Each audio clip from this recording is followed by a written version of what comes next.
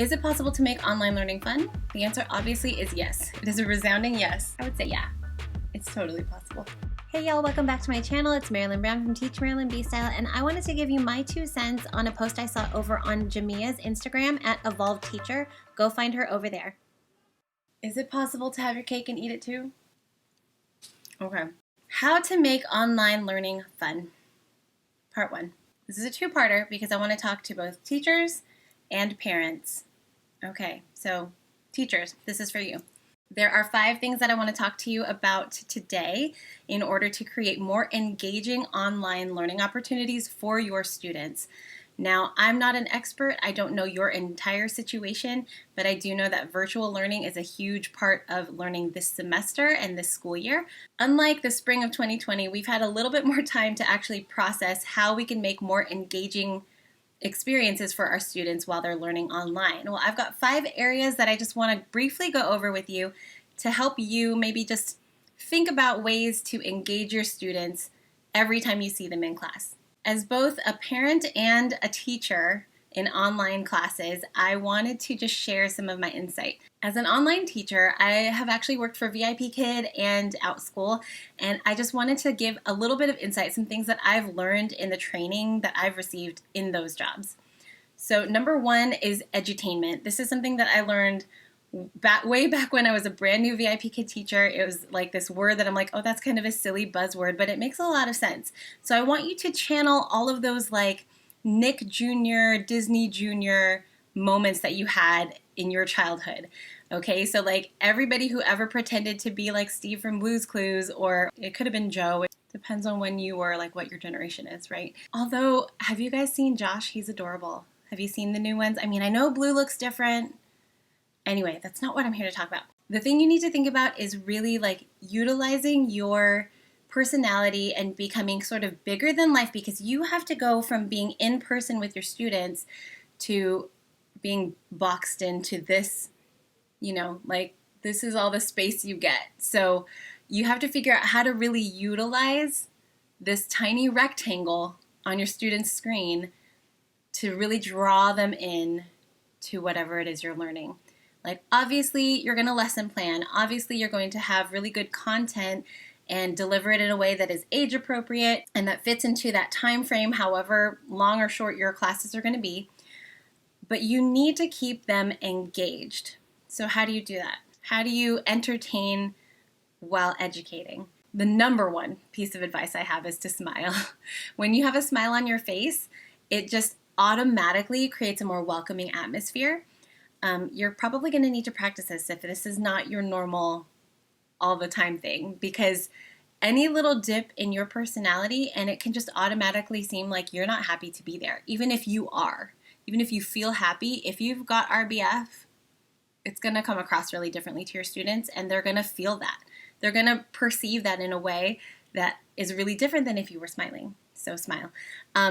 Just think about things that are entertaining, and they may seem kind of over the top. In the VIPKid world, it's a one-on-one teaching platform, so it's very different. It's obviously not going to be the same for you. I just really want you to like channel Nick Jr., Disney Jr., PBS, kind of like where you're talking to your students, and as you're doing that, look into the camera, right? Look into your lens of your webcam and make it seem like you are talking to every single individual student. Keep a smile on your face, use their names.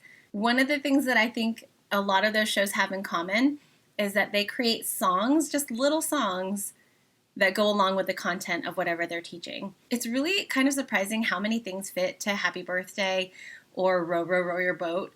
Like you can create a song for just about anything. You can make up your own melody as long as you keep it the same when you bring that song back up later. It will help your students to learn something new. So those are just a couple of examples that I have for you. Now, I am covering 5 areas. One of them I already have a video about, so that's the next one I'm going to talk about, which is TPR.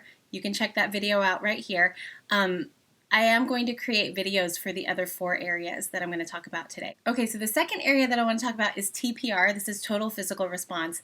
I actually have a pretty lengthy video about the 3 types of TPR that you can utilize in your online classroom. This is actually a research-based strategy that has been used in English as a second language or any language acquisition classroom for decades.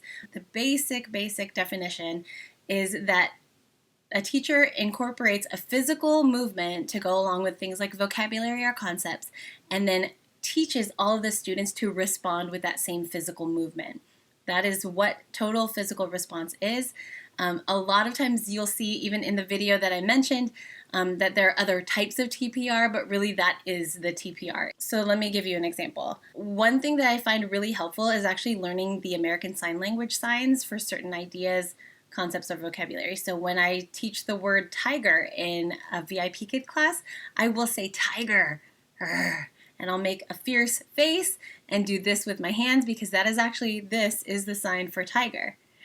And when I motion for the student to do the same thing, tiger, and you wait, make sure you include wait time, because a student may just see you do that and then just sit there or just say it, but that's not total physical response. The response is key. Students need to actually do that movement and say that word out loud for that connection to be made. If you want to know about the other types of TPR, you can go to this video here.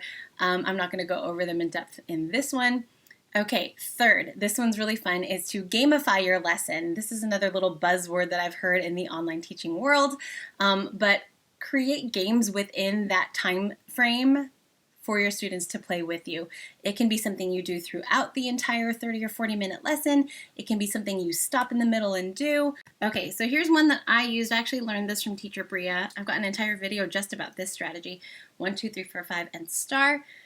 You can use this for just about any skill that is like a rote memorization or drill type of skill. I usually use it for phonics and word families. So when I'm teaching any word family, I will take what we've already learned on the screen and I will give extra examples, and the student has to read it and they get a check mark. And as we go along, I try to do maybe words that they haven't done yet, and they read them out loud, and then we get all the way to the star. And when you get to the star, you make a big deal out of it.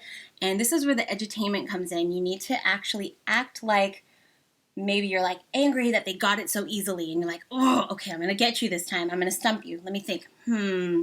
Okay. So you really need to kind of start thinking about teaching and acting, because this is what's going to engage those students, especially through a screen. I will actually think of a couple more examples and create an entire video about how to gamify your lessons.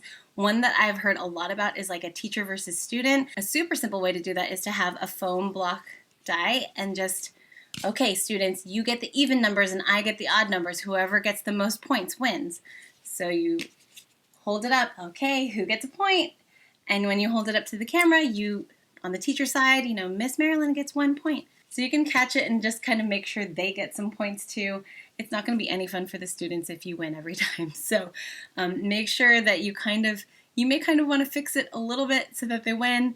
It's also going to depend on your student/class, whether or not you want to do that. I don't know. I know some people are very like, I play by the rules, and if I win, I win. Okay, that's on you.